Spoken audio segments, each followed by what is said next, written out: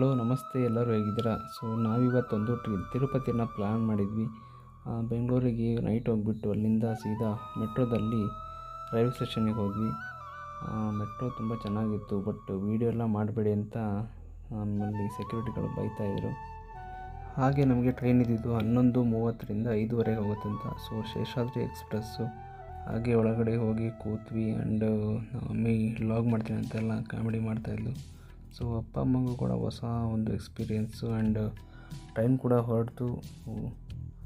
6 hours later. ಅಲ್ಲಿಂದ ಸೀದಾ ನಾವು ತಿರುಪತಿ ರೈಲ್ವೆ ಸ್ಟೇಷನ್ಗೆ ಹೋದ್ವಿ. ಹೊಸ ರಾಜ್ಯ, ಹೊಸ ಜನಗಳು. ಅಲ್ಲಿಂದ ಸೀದಾ ನಾವು ಆಟೋದಲ್ಲಿ ತುಂಬ ಸುಸ್ತಾಗಿತ್ತು. ಹೊಸ ಊರು, ಹೊಸ ಜನ, ಒಂಥರ ಒಂದು ಬೇರೆ ಥರ ಎಕ್ಸ್ಪೀರಿಯೆನ್ಸ್ ಆಗಿತ್ತು. ಆ್ಯಂಡ್ ಅಲ್ಲಿ ನಮಗೆ ಗೊತ್ತಿದ್ದಂಥ ಒಂದು ಸನ್ನಿಧಿ ಅಪಾರ್ಟ್ಮೆಂಟು ನಮ್ಮ ಸರ್ ಒಬ್ರಿಗೆ ಗೊತ್ತಿತ್ತು. ಅವರು ಅಲ್ಲಿಗೆ ಕರ್ಕೊಂಡು ಹೋಗ್ಬಿಟ್ಟು ರೂಮ್ ಎಲ್ಲ ಚೆನ್ನಾಗಿತ್ತು. ಬೆಡ್ ಆಗಿರ್ಬೋದು ತುಂಬ ಚೆನ್ನಾಗಿತ್ತು. ನನಗಂತೂ ಸಾಕಾಗೋಯಿತು. ಹಾಗೆ ಎ ಸಿ ಕೂಡ ಇತ್ತು. ಹಾಗೆ ಎ ಸಿ ಆನ್ ಮಾಡಿಕೊಂಡು ಹಾಗೆ ಹಾಯಾಗಿ ಒಂದು ಸ್ವಲ್ಪ ಹೊತ್ತು ಮಲಗಿಬಿಟ್ಟೆ. ತುಂಬ ಸುಸ್ತಾಗಿದ್ದರಿಂದ ಹಾಗೆ ಒಂದು 10 ನಿಮಿಷ ರೆಸ್ಟ್ ಮಾಡಿಬಿಟ್ಟು 5 minutes later. ಸ್ವಲ್ಪ ಫ್ರೆಶಪ್ ಆಗಿಬಿಟ್ಟು ಹಾಗೆ ಸ್ನಾನ ಎಲ್ಲ ಮಾಡಿ ಅಷ್ಟೊತ್ತಿಗೆ ಕಾಫಿ ಬಂತು.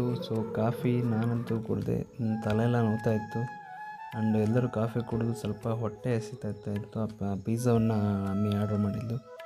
ಆ ಪಿಜ್ಜಾವನ್ನು ಸ್ವಲ್ಪ ತಿಂದು ತುಂಬ ಹೊಟ್ಟೆ ಹಸ್ತಿತ್ತು. ಆ್ಯಂಡ್ ಜ್ಯೂಸ್ ಒಂದು ತರಿಸಿದ್ದು. ಜ್ಯೂಸ್ ಮಾತ್ರ ಸಖತ್ತಾಗಿತ್ತು. ನಾನೇ ಒಂದು ಅರ್ಧ ಖಾಲಿ ಮಾಡಿದೆ. ಆ್ಯಂಡ್ ಫಿಂಗರ್ ಚಿಪ್ಸು ಏನೇನೋ ತರಿಸಿದ್ವಿ. ಹಾಗೆ ಒಂದು ಸ್ವಲ್ಪ ಊರೆಲ್ಲ ನೋಡ್ಕೊಂಬೋಣ ಅಂತ ಹೊರಗಡೆ ಎಲ್ಲ ಹೋದೆ. ತುಂಬ ಚೆನ್ನಾಗಿತ್ತು.